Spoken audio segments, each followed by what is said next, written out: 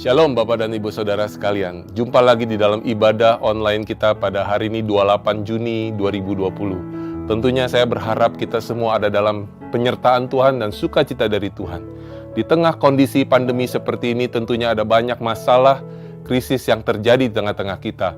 Tetapi saya percaya Tuhan sudah memberikan kita kemampuan untuk beradaptasi terhadap situasi yang ada. Mengapa saya bilang begitu Bapak Ibu Saudara? Karena kita tahu, kita adalah manusia yang diciptakan Tuhan begitu sempurna, serupa dan segambar dengan Sang Pencipta. Buktinya apa? Kita lihat ada orang yang tinggal di kutub utara yang begitu dingin. Mereka bisa bertahan hidup. Demikian juga, ada orang yang tinggal di padang gurun, suasana cuaca begitu panas, tetapi mereka tetap bisa bertahan hidup juga.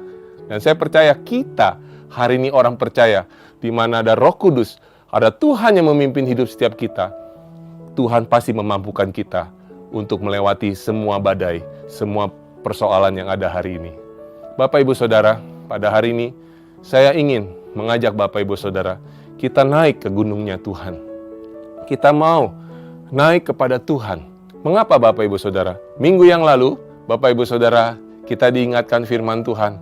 Bagaimana istri janda dari para nabi yang mengalami kesusahan, dan dia berjumpa, dia mencari Elisa, dan di situ dia mendapatkan jawaban. Kita tahu di tengah kondisi yang ada, kita perlu mencari sumber yang tepat.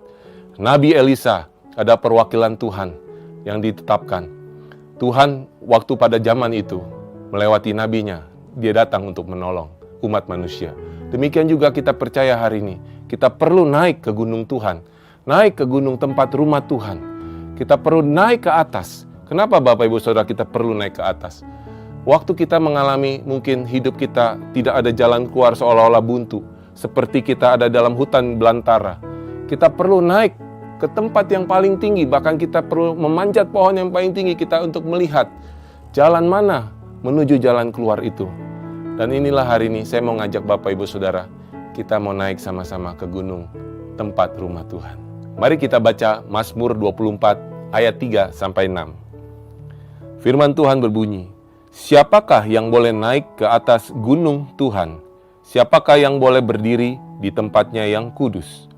Orang yang bersih tangannya dan murni hatinya, yang tidak menyerahkan dirinya kepada penipuan, dan yang tidak bersumpah palsu. Dialah yang akan menerima berkat dari Tuhan, dan keadilan dari Allah yang menyelamatkan dia. Itulah angkatan orang-orang yang menanyakan dia, yang mencari wajah-Mu, ya Allah Yakub. Saudara, di gunung tempat rumah Tuhan, di gunung Tuhan, di situ Allah akan memberkati, Allah akan memberikan berkat buat setiap mereka yang datang mencari kepada Dia. Dan bahkan juga keadilan Allah dinyatakan. Latar belakang Mazmur 24 ini, yaitu ketika Daud memiliki kerinduan untuk dia membawa tabut Tuhan dari kota Kiryat Yearim ke kota Daud, Bapak Ibu Saudara. Kita tahu di tengah perjalanan apa yang terjadi ketika Usa memegang tabut Tuhan dan Usa akhirnya mati seketika. Disitulah Daud, dia merenungkan apa yang terjadi. Dan dia tahu dan Tuhan memberitahu kepada dia bahwa untuk membawa tabut Tuhan itu tidak boleh sembarangan. Harus orang-orang dikhususkan. Dan setiap 6 langkah dikatakan, lembu harus disembelih. Situ kita tahu bahwa ada korban yang harus diberikan waktu naik ke gunung Tuhan. Bapak Ibu Saudara, demikian juga hari ini kita percaya kita adalah orang-orang yang sudah ditebus oleh Tuhan Yesus. Tuhan Yesus mati di kayu salib. Sejak waktu dia mati di kayu salib, dikatakan tabir bait suci terbelah. Tidak ada lagi batasan antara ruang kudus dengan ruang maha kudus. Kita bisa datang kapanpun Bapak Ibu Saudara. Oleh darah Yesus kita bisa masuk ke dalam hadirat Tuhan. Tetapi waktu kita naik, kita masuk ke hadirat Tuhan, Tuhan mau kita hidup kudus. Karena dikatakan firman Tuhan, tanpa kekudusan seseorang tidak akan bisa melihat Tuhan. Bapak Ibu Saudara, Kejadian 22 ayat 14, kalau kita lihat apa yang terjadi dalam pribadi Abraham waktu dia menyerahkan Ishak anaknya. Dengan ketaatannya, dia melakukan semuanya. Dia memberikan, dia mengorbankan anak yang dinantikan. Tetapi Tuhan melihat hati Abraham yang begitu taat. Disitulah dikatakan, mulai sejak saat ini Tuhan menyediakan. Sebab itu sampai sekarang dikatakan orang, di atas gunung Tuhan akan disediakan. Gunung Tuhan adalah hadirat Tuhan. Di dalam hadirat Tuhan ada berkat Tuhan. Kita mau mengalami janji Tuhan, ada syarat dan ketentuan yang berlaku. Kasih Tuhan tidak bersyarat, tetapi janji Tuhan bersyarat. Tujuan hari ini dari khotbah yang saya sampaikan adalah, saya merindukan supaya setiap kita boleh mengalami hadirat Tuhan dan berkat dari Tuhan yang dimulai waktu ketika kita mungkin hari ini banyak ada di waktu di rumah. Dan kita mau sama-sama datang naik ke gunung tempat rumah Tuhan dengan kekudusan. Kita mau berjumpa dengan Tuhan. Di atas gunung Tuhan, Tuhan menyediakan segala yang kita butuhkan. Mari kita buka Mazmur 24 ayat keempat. Dikatakan, syarat naik ke gunung Tuhan, yaitu adalah orang yang bersih tangannya dan murni hatinya, yang tidak menyerahkan dirinya kepada penipuan, dan yang tidak bersumpah palsu. Saya mau bahas satu persatu 4 poin ini tentang kekudusan yang Tuhan mau waktu kita naik ke gunung Tuhan.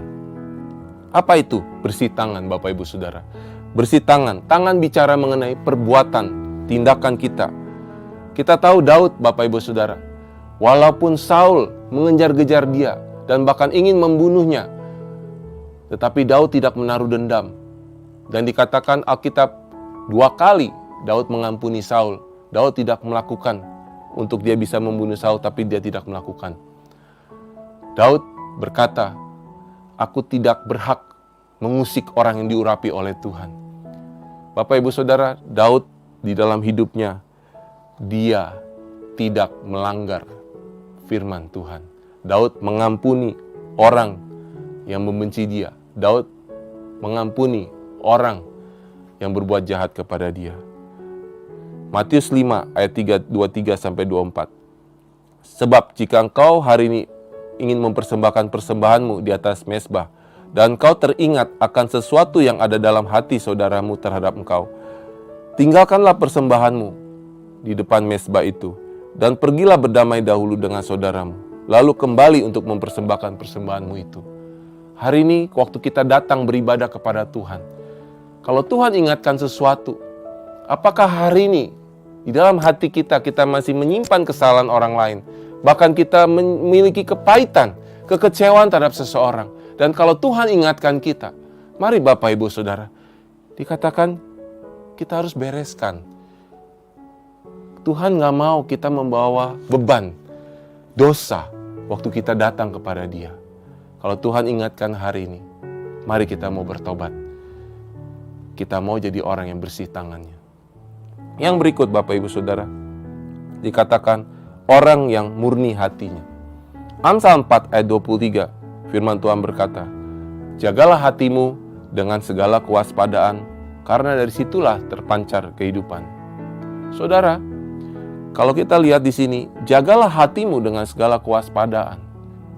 Bukan bagian Tuhan yang menjaga hati kita, tetapi bagian kitalah, kita yang harus menjaga hati. Ketika Paulus di hadapan Felix, dia juga berkata di Kisah Rasul 24 ayat 16, dikatakan, sebab itu aku senantiasa berusaha untuk hidup dengan hati nurani yang murni di hadapan Allah dan manusia. Saudara, kalau lihat dari 2 ayat ini, ingat bagian manusia adalah yang menjaga hati nurani untuk tetap murni di hadapan Allah dan manusia.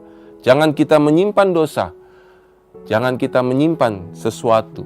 Saudara, berbahagialah orang yang suci hatinya, karena mereka akan melihat Tuhan. Saudara, bicara tentang hati nurani, sesuatu yang dimana Tuhan tinggal di dalam hati kita.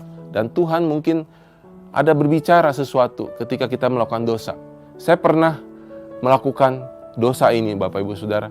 Waktu ada seorang pemimpin bertanya tentang sesuatu di mana saya tahu jawabannya, tetapi saya jawab, saya tidak tahu.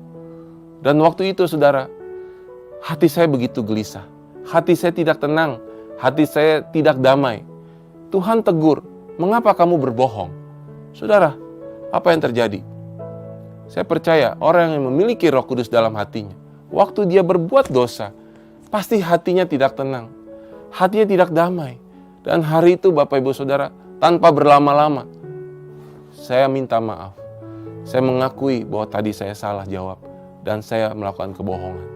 Saudara, hati nuranimu jangan sampai engkau biarkan padam. Dan waktu Tuhan bicara lewat hati nuranimu, jangan sampai kita seolah-olah mengabaikannya. Hati-hati Bapak Ibu Saudara. Karena ada dikatakan di Alkitab, orang-orang yang menolak hati nuraninya. Di 1 Timotius 1 ayat 18-19.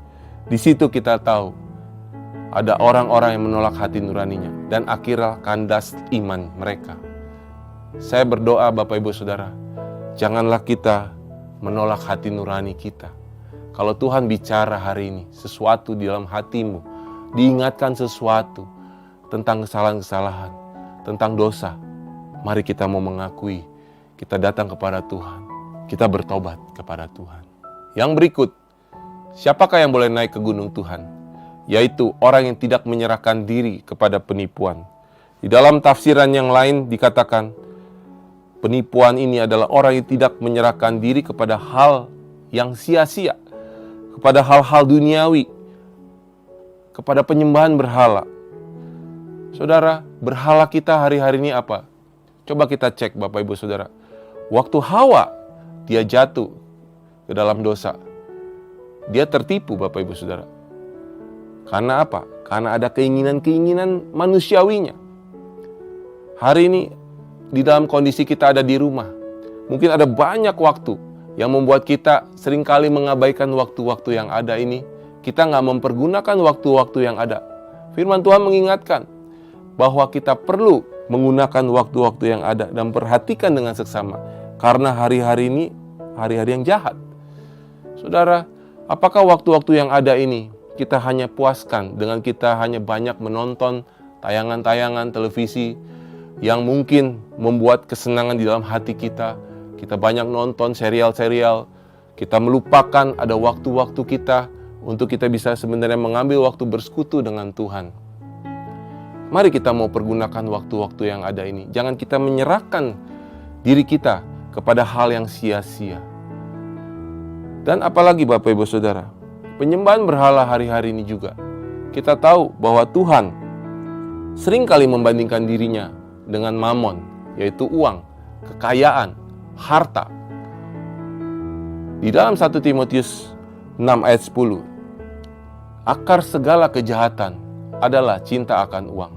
Saya mau bacakan Bapak Ibu Saudara di dalam versi firman Allah yang hidup.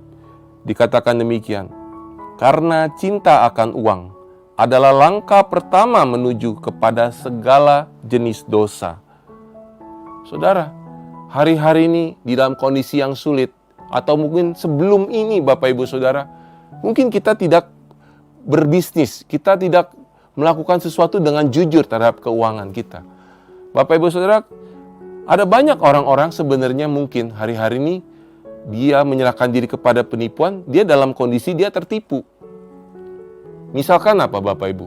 Kita banyak mendengar, banyak orang kehilangan uangnya karena dia masukkan uangnya ke dalam investasi yang tidak jelas, yang tidak ada otoritas jasa keuangannya, bahkan bunganya dikatakan bisa return lebih tinggi, dan akhirnya malah terjadi uangnya hilang Bapak Ibu Saudara. Kalau kita telusuri, kalau kita boleh jujur, sebenarnya apa motivasi yang ada? Seringkali kita ingin cepat supaya uang kita beranak, uang kita mau lebih banyak lagi, lebih banyak lagi.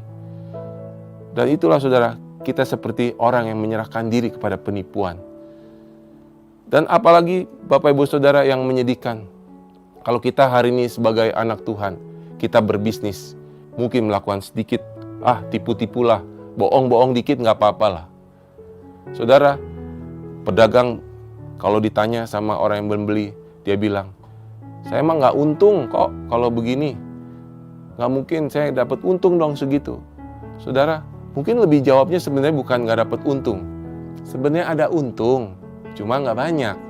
Nah, kita anak Tuhan saudara, di dalam komunitas kita orang percaya, kita dalam komunitas Kingdom Business Community mengajarkan, kalau kita hari ini jadi pedagang, bolehlah ambil untung, tapi jangan terlalu tinggi-tinggi amat. Tapi kalau kita yang membeli, tolonglah, janganlah kita menawar-nawar sampai orang yang dagang nggak bisa dapat untung. Nah, kita mau prinsip saling memberkati. Kita perlu sama-sama di dalam kondisi seperti ini, kita saling memberkati. Yang berdagang perlu untung, yang membeli juga jangan nawar kelebihan. Jangan nawar sampai orang nggak bisa untung.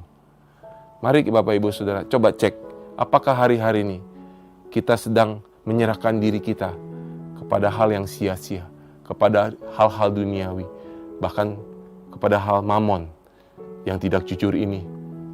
Kita terikat oleh akan cinta akan uang. Bapak Ibu Saudara, kalau Tuhan ingatkan sesuatu, mari kita mau bertobat Bapak Ibu Saudara. Yang berikut, yang terakhir dikatakan syarat kita naik ke gunung Tuhan, yaitu kita tidak bersumpah palsu. Mari kita baca di Matius 5 ayat 33 sampai 35. Kamu telah mendengar pula yang difirmankan kepada nenek moyang kita, jangan bersumpah palsu, melainkan peganglah sumpahmu di depan Tuhan. Tetapi aku berkata kepadamu, janganlah sekali-kali bersumpah baik demi langit, karena langit adalah tahta Allah, maupun demi bumi, karena bumi adalah tumpuan kakinya, ataupun demi Yerusalem, karena Yerusalem adalah kota Raja besar. Saudara, kalau kita lihat ayat 34 ini, koneksinya dengan Yakobus 5 ayat 12, sama saudara. Maksudnya apa? Tetapi yang terutama, saudara-saudara, jangan kamu bersumpah demi sorga maupun demi bumi atau demi sesuatu yang lain. Jika ya, hendaklah kamu katakannya. Jika tidak, hendaklah kamu katakan tidak. Supaya kamu jangan kena hukuman. Saudara, kita perlu berlaku jujur. Kita perlu jangan bersumpah palsu, Bapak Ibu Saudara. Kita perlu menepati janjinya. Kita kalau ada janji terhadap seseorang, kita jangan ingkar. Ini maksudnya Bapak Ibu Saudara. Di Bilangan 30 ayat 2 dikatakan, apabila seorang laki-laki bernasar atau bersumpah kepada Tuhan sehingga ia mengikat dirinya kepada suatu janji, maka jangan ia melanggar perkataannya itu, haruslah ia berbuat tepat seperti yang diucapkannya. Ed Cole, tokoh pria sejati, pernah berkata, seperti Kristus dengan firman-Nya, demikian juga pria dengan perkataannya. Hari ini Bapak Ibu Saudara, berapa banyak, berapa sering, ya mungkin saya juga mengakuinya, kita seringkali ingkar janji. Hal yang sederhana, seringkali waktu kita berjanji kepada istri kita, kepada anak kita, atau kepada rekan-rekan kita, kita berjanji untuk bertemu, misalkan jam tertentu kita datang, ternyata kita datang terlambat, kita ingkar janji Bapak Ibu Saudara. Kita janji, mungkin sebagai orang tua, kita pernah berjanji kepada anak kita, dan kita nggak menepatinya. Ingat Bapak Ibu Saudara, hal itu akan berbekas kepada anak kita. Saudara, hari-hari ini mari kita cek, apakah kita pernah berlaku seperti demikian. Hari ini suami dan istri juga, mari kita coba cek. Kita pernah lihat, yang kita dengar hari-hari ini, banyak katanya, di dalam kondisi kita banyak di rumah, konflik rumah tangga kian hebat karena seringnya ketemu. Bapak Ibu Saudara, apakah ada kata-kata yang tidak pantas kita sebagai suami dan istri kita ucapkan? Kita melanggar janji kita di hadapan Tuhan, bahwa kita suami harus mengasihi istri dan istri harus tunduk kepada suami. Konflik yang terjadi membawa kita hari ini, apakah kita masih menjadi orang-orang yang menepati covenant di hadapan Tuhan? Ketika kita berjanji di hadapan Tuhan sebagai suami dan istri, kita saling mengasihi. Hari ini Bapak Ibu Saudara, kalau Tuhan ingatkan, maukah kita coba cek hati kita? Berapa sering kita ingkar terhadap janji kita kepada Tuhan dan bahkan kepada sesama? Saya mau cerita sedikit Bapak Ibu Saudara, apa yang saya alami waktu kurang lebih 3 bulan kita ada di rumah.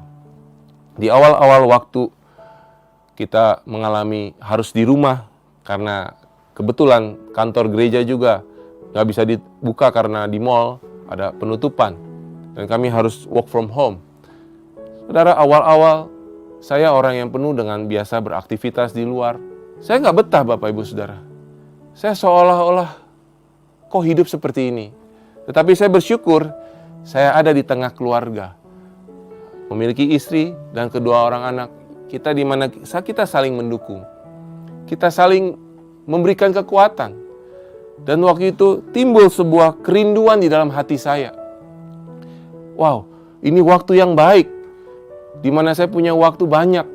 Saya mulai ingin belajar tentang kitab Wahyu Bapak Ibu. Seringkali kitab Wahyu kita abaikan.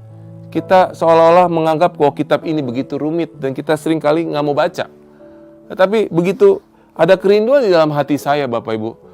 Saya baca kitab Wahyu dan saya cari khotbah tentang kitab Wahyu. Bahkan saya ikuti 22 sesi serial khotbah kitab Wahyu. Dan saya cari buku tentang akhir zaman. Dan saya baca buku tentang peta zaman Bapak Ibu. Dan ini mengubahkan hidup saya. Waktu itu saya baca dan saya mulai mengalami Tuhan melawat saya. Saya jadi makin mengerti bahwa ternyata satu hari sama dengan 1000 tahun. Saya pikir dulu seolah-olah waktu kok begitu sepertinya lama sekali. Alkitab ini seringkali isinya hal-hal di masa yang lampau. Tetapi sebenarnya satu hari itu sama dengan 1000 tahun. Sebenarnya waktunya begitu singkat Bapak Ibu. Dan saya tahu ini adalah waktu yang tepat. Saya tidak ingin menggunakan waktu yang ada. Saya menyia-nyiakannya. Dan terlebih lagi waktu anak-anak kami di rumah. Mereka harus belajar secara online. Bapak Ibu Saudara, kita perlu waspada, kita perlu bijaksana juga mengajak anak-anak kita. Mungkin hari-hari ini anak-anak yang belum waktunya untuk mereka memegang gadget, handphone, dan akhirnya dengan pembelajaran online, akhirnya mereka memiliki akses langsung. Apalagi kalau di rumah, wifi begitu kencang, begitu mudah sekali diakses. Dan sempat anak-anak kami juga melakukan hal-hal kesalahan di dalam rumah waktu itu. Mari kita mau dengar kesaksian dari salah seorang anak saya untuk dia boleh menceritakan apa yang dialami waktu di dalam masa-masa kondisi di rumah mereka belajar. Shalom Bapak dan Ibu semuanya, apa kabar? Perkenalkan nama saya Clarence. Saya akan bersaksi tentang apa yang saya alami selama saya di rumah aja. Kurang lebih 3 bulan kita semua harus berada di rumah karena pandemi COVID-19 dan kita nggak bisa kemana-mana. Ada banyak hal yang mungkin kita alami selama di rumah aja. Mungkin kita merasa bosan atau gak tahu mau melakukan apa atau malah membuang-buang waktu dengan sia-sia. Saya bersyukur saya tidak merasa bosan selama di rumah. Malahan saya belajar banyak hal selama di rumah yang gak diajarkan di sekolah.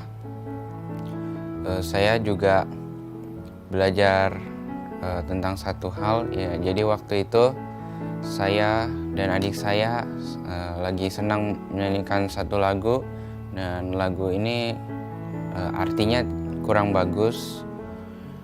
Jadi kami cukup sering menyanyikannya walaupun cuma sepenggal dari lagu itu.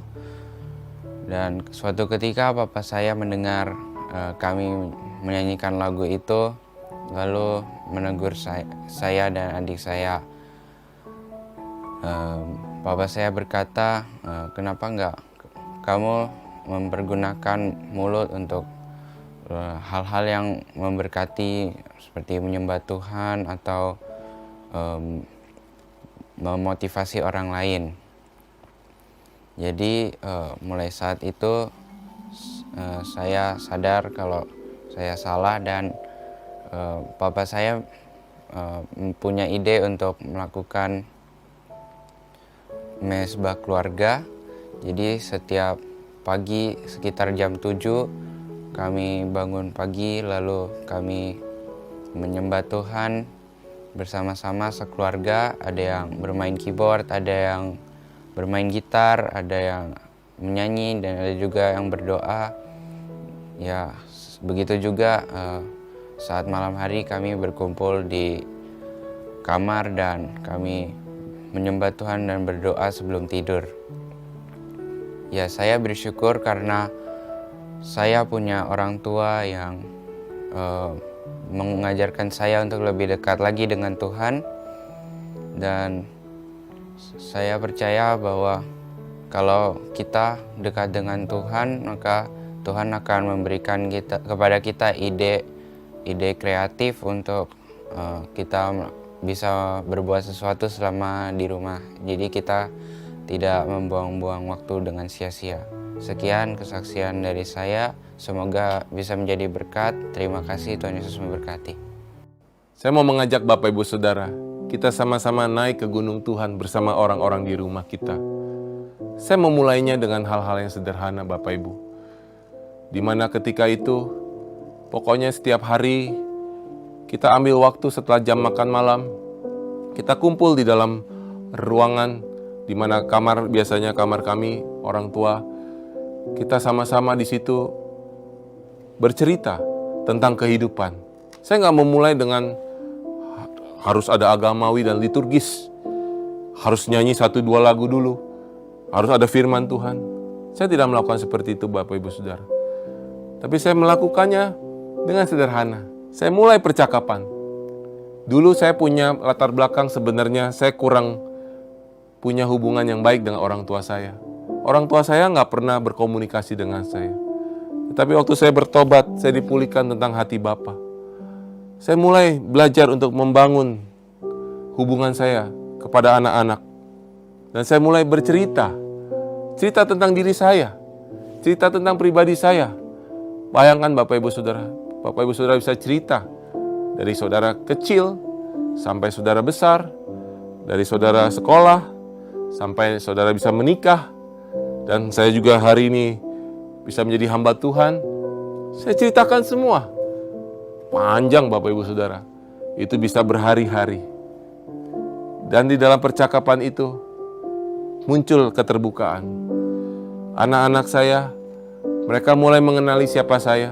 Dan saya pun makin dekat dengan anak-anak. Kami semua bisa saling mendoakan, bisa saling mengasihi, saling menasihati. Saya mengajak Bapak Ibu Saudara, setelah saudara dengar firman Tuhan hari ini, di rumahmu kita mau bangun mezbah Tuhan.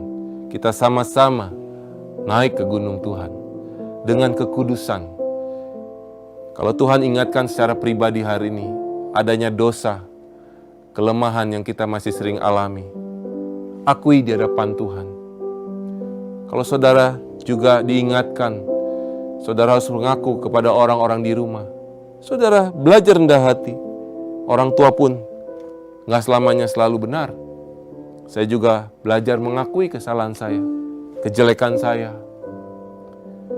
Dan saudara bisa juga mengakui di waktu pertemuan komsel saudara secara online. Belajar mengaku Bapak Ibu Saudara. Kita butuh orang lain. Kita butuh ada orang-orang yang membangun kita. Supaya kita bisa tetap kuat. Kita tetap ada bersama-sama di dalam hadirat Tuhan. Mari Bapak Ibu Saudara, buka hatimu, terbuka di hadapan Tuhan. Kita mau sama-sama berdoa. Jiwaku terbuka untuk-Mu Tuhan.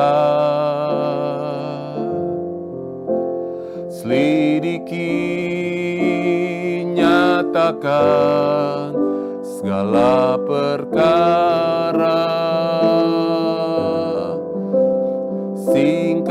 Singkapkan semua yang terselubung, supaya ku layak di hadapan-Mu, Tuhan. Jiwaku terbuka untuk-Mu, Tuhan. Selidiki, nyatakan segala perkara.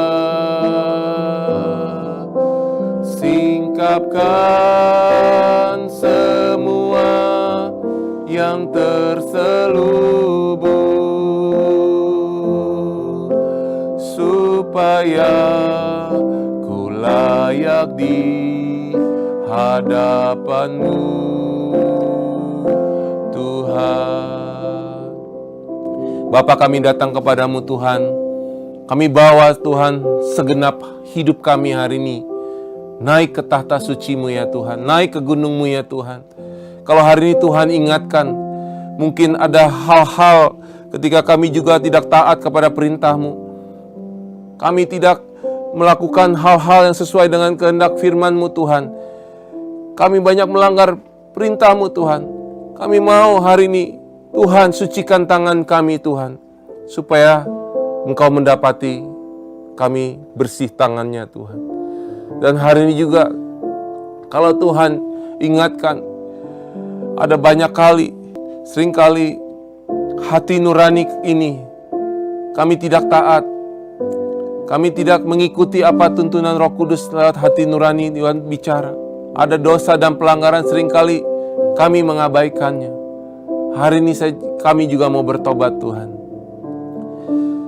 Kalau kami juga seringkali menyerahkan hidup kami hari-hari ini kepada hal-hal duniawi, kepada keinginan-keinginan yang membuat kami terjebak. Kami ada dalam hidup situasi yang menipu, tertipu. Kami juga mau bertobat Tuhan. Kalau hari ini juga kami seringkali tidak jujur, kami tidak menepati janji, kami bersumpah palsu. Hari ini juga kami mau bertobat Tuhan. Bapa, jamah hati kami semua. Biar setelah kami beribadah bersama ini Tuhan, kami mau sama-sama menjadi pribadi yang suci hatinya Tuhan, supaya kami mengalami berkat dari Tuhan sendiri. Terima kasih Bapa. Kami bersyukur Tuhan. Di dalam nama Tuhan Yesus kami berdoa. Setiap kita yang percaya berkata, amin.